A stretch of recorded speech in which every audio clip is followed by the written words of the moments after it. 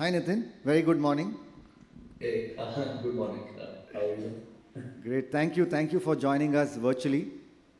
Hey, So, sorry to not being there. I was had a last minute travel. So. thank you nevertheless for making time. And I was just telling the audience here about how you're a big believer in long term impact, how you're a big believer in people who solve for health, and how you're also a very patient investor. And that's what makes you an amazing person to hear from. Of course, all your achievements is something that's already out there.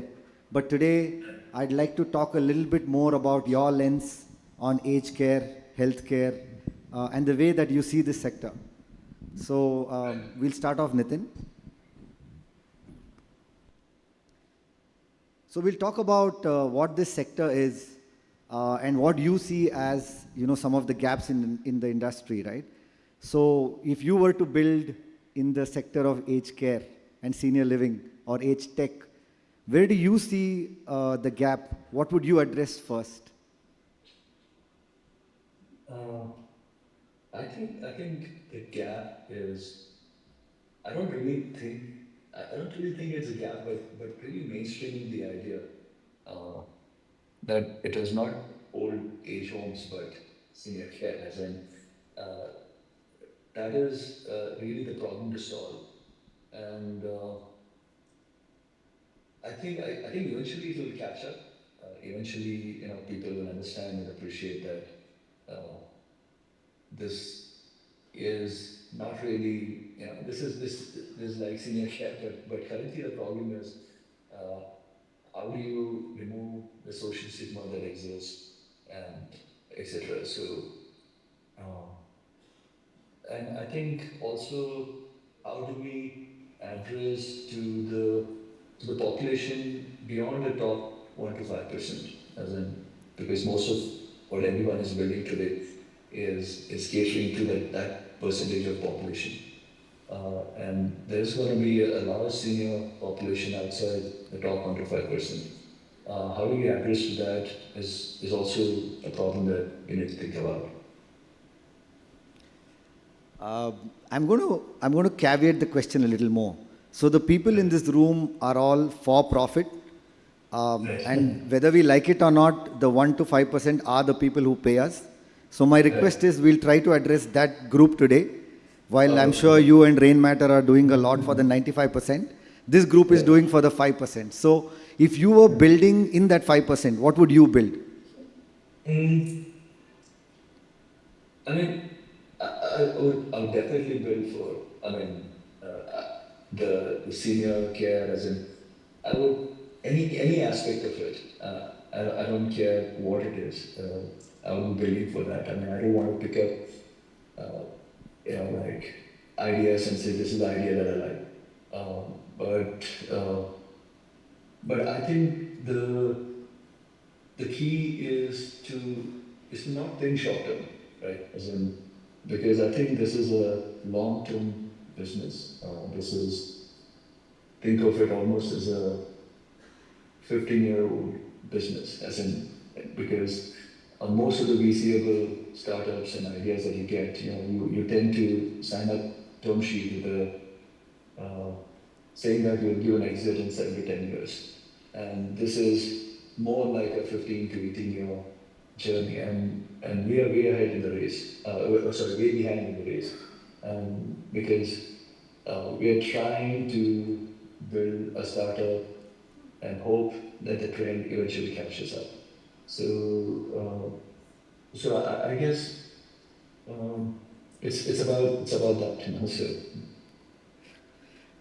So before you came on the call, I was just telling this audience that Nitin takes a 10-year horizon on whatever he invests in. But you said 18. So all of you heard that, guys. I don't think you can ever get an investor like Nitin who will say, it's okay, go figure it out, we'll wait with you, right? So we're grateful for people who are there who look at businesses in this lens. So moving on, Nitin, we have seen that bringing in some, an angle of financial literacy, most of the people that we cater to typically put all their money in FDs, right? Typically, elders put all their money in FDs. So what are some of the things that you would do to probably guide them for better, I don't know if the word is better, but for financial planning beyond FDs? I mean, mm, I don't know. As in, I don't know if people should be putting beyond FDs. Because You're a stock market broker, you can't say that. no, I got a vested interest, but really, in a sense that as you grow older, your risk-taking appetite goes down. And by the time you're 60, 70, I don't think you should really have any stock market exposure left. Because you saved up all these years for that, for your retirement and etc. So I mean, you definitely have something like G-Secs and T-bills, which are government-backed, which are probably safer than bank FDs, but I'd say, bank FDs and that too maybe the largest banks in the country, and just having the sense that my investments or my savings is safe is critical at that age, because you don't want to handle any kind of volatility in terms of your saving and investing at least at that age.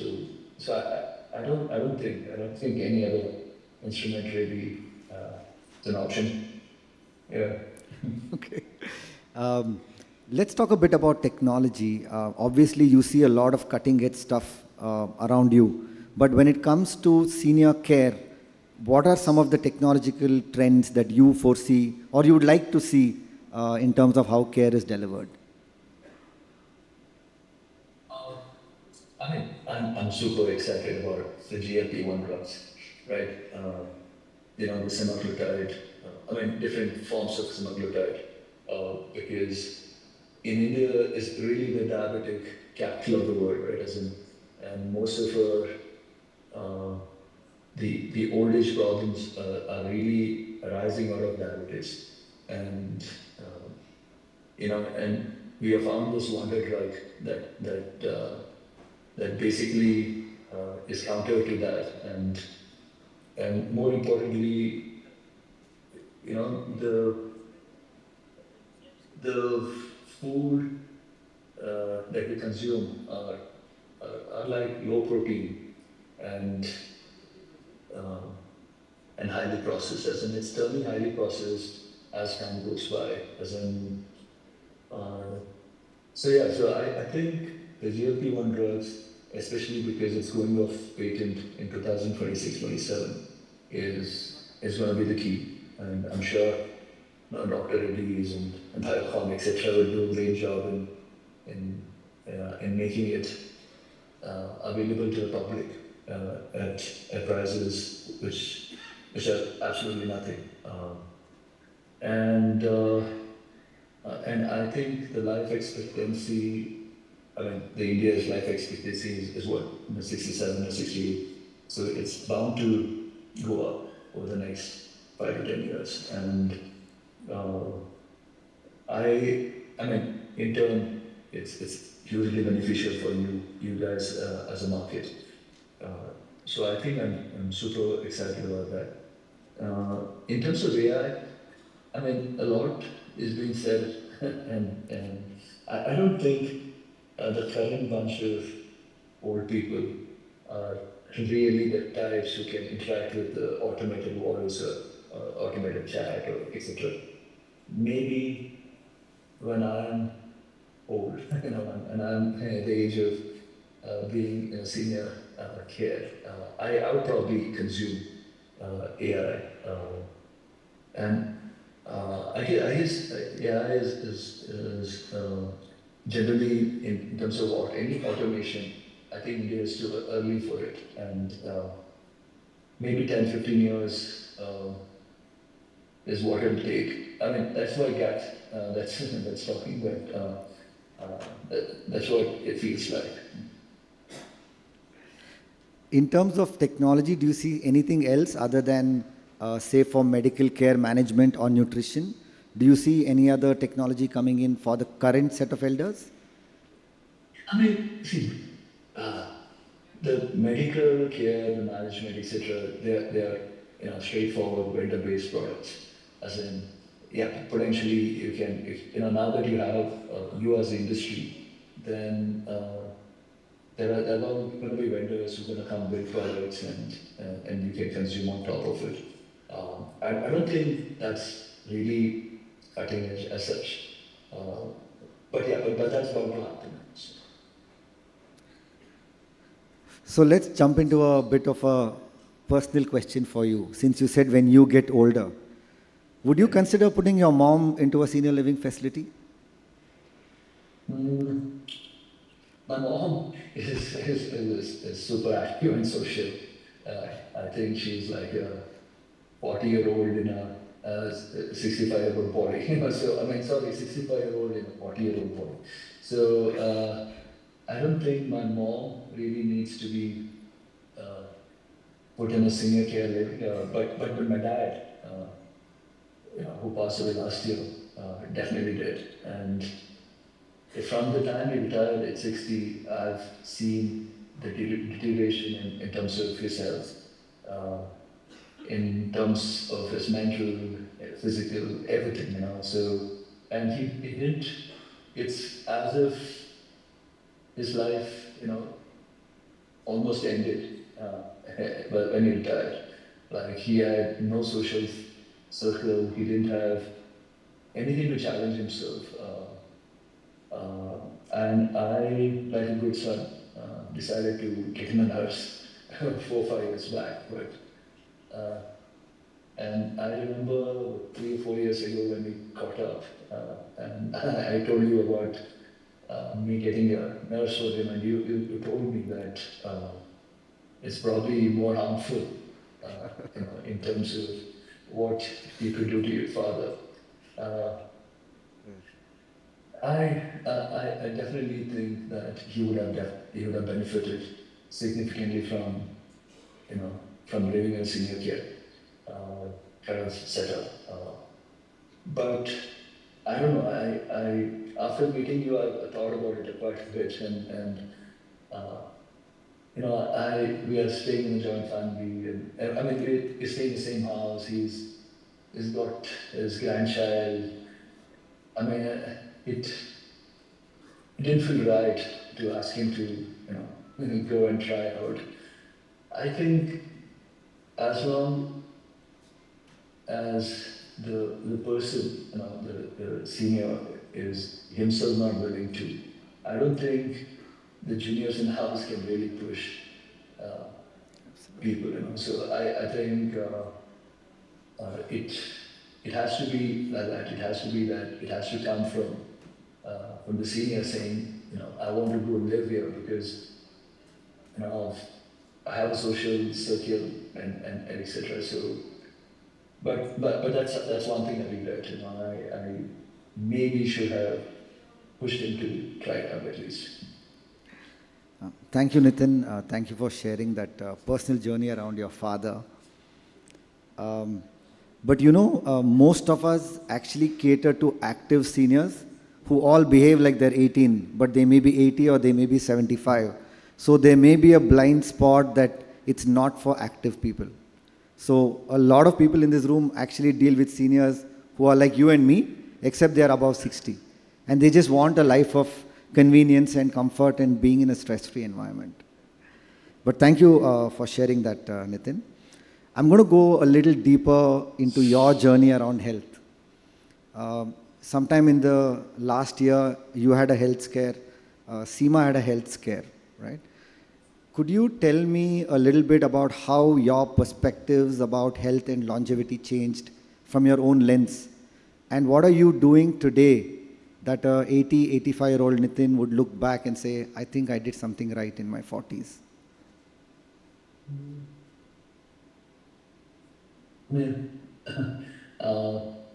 I guess we keep talking about the uncertainty of life,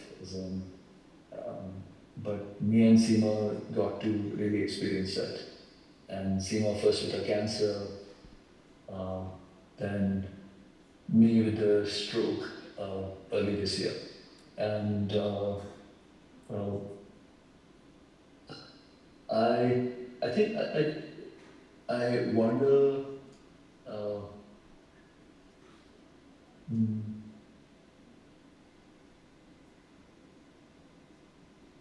so in a way, I think both of us uh, came out of it extremely soon. As in, I think both of us stayed very positive. You know, when she was going through a cancer episode, I remember, I think 1 week or 2 weeks after surgery, she was back on the treadmill, and and I was back on the treadmill after a week. So just being positive is is really what has helped us, as in, and not just me and her, be it my mom, or be it Nikhil, or be it my son, as in everyone in a family was like in terms very positive, as in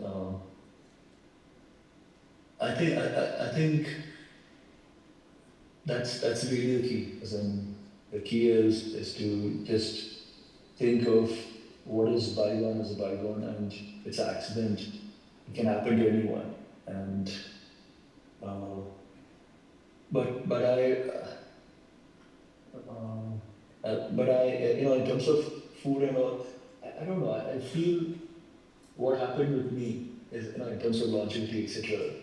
I don't think I could have done anything differently. As in, I was the fittest myself last January. As in, I've done Ironman, I've done high rocks, etc. So uh, it was really like a culmination of dad passing away, stress with dad. Not really stress, I would say. Uh, I hadn't slept for a few days. I had contracted COVID. I had, um, um, I was dehydrated because I'd gone to his hometown, and we were across many temples and etc. Uh, so all of that together probably, when some of this accident happened. In terms of my longevity, I I care. I mean, this year I care a lot more about the kind of quality of food that goes in. I question almost everything that's put on my table, right? As in, at home, in a sense, at home, if there is, uh, like the sabji made, I would question where was the food sourced from, like, to the extent that uh, was it really organic, and etc. So um, we are going to kind of like prototype a small little farm, Oh, wow. because I think in India people don't question that. People assume the the food as such. In terms of other thing about quality of your longevity is the quality of air. I stay kind of not really outskirts, but a little out of town, just because the air quality is better, is under 20, and so yeah, so I and I think you do all of this, and you don't die for the next 20, and next 20, 30 years. And I think that the technology is progressing so much that I think the next 20, 30 years, if we don't die, we will live for 120 years or more. As in, it's especially like, GLP drug, as in, who would have thought, as in this could even be possible, right? As in, Yeah. um, that's really it. So that's a good thing for people in this room, right? If most people make it beyond 60, you're saying that they live above 100. Did I hear you correctly? Yeah. I mean, Okay. from now, from now onwards, the next 20 years, next 15, 20 years, people find a way to don't die, so they can. Well, Brian Johnson is in India, in Bangalore right now, so it seems to be a bit of a word going around. So that's great news for all of us in the room. We're going to have a whole bunch of centurions, so they'll need stuff to be taken care of for them, right? Yeah, I mean, So, the issue is financially is the issue. As in, most people have factored in like the 20 to 30-year-old, 30, maximum 20 to 30 years of savings when they retire. Now, if they have to lead a 6-year life after retiring, um, how would they be financially secure is a question. That's a larger question we need to ask. But yeah. so one other thing, Nitin, I'm just going to circle back because in India, this emotion that children are the best caregiver for their parents and that parents should be in the same house is a very strong notion and emotion, right? But a lot of data and science has proved that elders actually age slower when surrounded by friends as well as family in communities and in a stress-free setup, right? But how would you go about changing this notion that what some of us do is essentially a vruddhashram or an old age home, and the same applies to even people who seek care at home, because we have always been taught that we should, respect our parents, we should give them reverence. We have never been taught that we should give them relevance and make them independent because that makes them feel good. But how would you go about changing this narrative at scale around this country? Well, the thing is, because at home I wasn't successful in terms of changing the narrative. So every time we have invested in a few startups in the space, and uh, I question this myself as in what would I have changed, or what could I have changed. I think it's a lot tougher when you have joint families, uh, because it's it carries a lot of stigma. But the good thing for you as an industry is that people are not living in joint families anymore. So it's um, it's kind of reducing at really fast rate. So uh, you know I guess uh, if the family is not living together, then it probably is an incentive for the kid to ask the parent to go stay in a place like this. So it's a lot less, uh, you know, uh, headache, uncertainty, and etc. Um, so I guess that is the overall trend the industry has to play with, and So, and get it right. funnily enough, like you mentioned, almost always, like in our case, about 95% of all the people who bought are elders themselves and they made their own decisions with their own Right. money and resources. So, you're right when you say that it has to be elder first and led by the elder and not the children telling the elder what to do. Right. I mean, So, uh, how does it scale is a question. So yeah. how do you, like, out of 1,000 potential customers, how do you get 600, 700 elders to feel like they want to stay in in such a community is the question. And as in, it is going to happen. It's just a matter of time. Uh, and I guess all of you guys will have to be patient. So, Nitin, what is your vision of this industry for the next 10, 20 years? What are the mega trends that you see happening in India? uh, See, the thing is, I mean, you, I don't see where uh, any trends per se. As in, the bet is not on the trend that something's gonna change, or the bet is that people, elder, needs, you know, a community to live in, right? As in a community where they can interact with people, they can, uh, uh, you know, like the whole thing. So, um, I mean, yeah. So I don't think of any trends as such. So. Okay. So, a lot of people in this room, of course, are also looking to raise money. So, for those of them who are looking to raise some money, can you talk to us a little bit about what you look for in AgeTech? What do you look for in a founder? And what's your general perspective on investing in this space?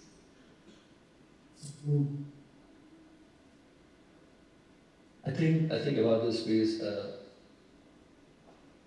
like I was saying earlier, it's about the skill set required is to survive, like being like that cockroach that can uh, survive like a long period of time, and skill set is going to be that's going to be the most important thing. And when people come, when they have these business models that say that in 7 years, or 10 years, uh, I think it's not that it's not a traditional VCable model also, because there is no trend that you're catching. You're trying to say the trend is going to come, and we have to play it along. So, like I was telling earlier, it's potentially a 15 to 20-year-old, a 15 to 20-year-old business, and the business model has to factor in that. And the business model, I don't think, can be built saying, at the end of 1 year, I need this much money, at the end of 3 years, I need this much money, at the end of 5 years, I need this much money. Uh, I mean, I think the idea is to build a business slow and not really chase growth at any cost, and especially in this space. So I think that's really the key. In terms of product, etc., I mean, it's a given that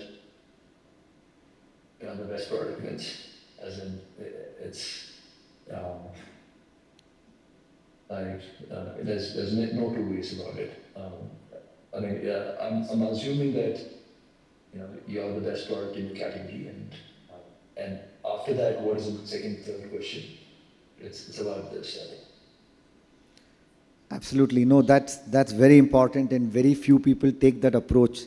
So I think, guys, what Nithin is essentially saying is, if it's tough, stick around. If you do the right thing for long enough, I think great businesses get built with patience. And Nithin and Nikhil are great examples of great businesses built with a lot of patience. So, with that, Nithin, thank you so much. I'm going to just open it up to the audience, and we'll come back to you with some questions. So, guys, anybody has any questions for Nithin? If you could pass the mic to the gentleman at the back. Yeah, so just a couple of questions we have time for. Please, sir. Yeah. My name is Dharmarajan. My question pertains to the social stock exchange, which was instituted recently. We have, more of non-profit organizations and a certain few FPEs also permitted, for-profit enterprises as well on the SSE. But we don't find any one of them particularly focused towards senior living. It's more towards skill development and, environment and sanitation and maybe education and stuff like that. Do you think we can have some focus towards FPEs, which are senior living focused as well? Yeah. I mean, firstly, the social solution, it's meant for non-profits to raise money from people. And currently the problem is people can't really participate in it. Right? So, the idea is eventually like how you can apply for your IPOs using UPI. You can apply for social stock exchange, using UPI. That's what I think it's the idea will become more mainstream. In terms of FPs related to senior care, the thing, it needs to have project. It needs to have, saying this project is for social stock exchange. You need to have a project. I'm trying to think, what project can you go and raise capital from social investors? I'm right now I can't think of anything, but let me give it more thought, and I'll probably get in touch with others and reach out. As in, I can't really think of what aspect of an FP building for building for senior care will come under a social stock exchange. Yeah. So. Thank you. Thanks, Nithin. We have time for one more question, guys. You're confident that seniors won't be consuming AI products directly themselves, but what are your thoughts around caregivers, physicians, nurses in the senior care sector using AI to provide better care or to scale up their capabilities? Do you see that being useful? Yeah, as I told that when I answered the questions, and definitely I find that I think that all the people that you mentioned, by using AI, they can increase efficiency in terms of the care, the product, etc. They can offer. So I definitely think so. Awesome. Thank you, Nithin. Thank you so much for joining us. Have a nice weekend. Thank you. Thanks. For being a great audience. We'll move on to the next session. Yeah.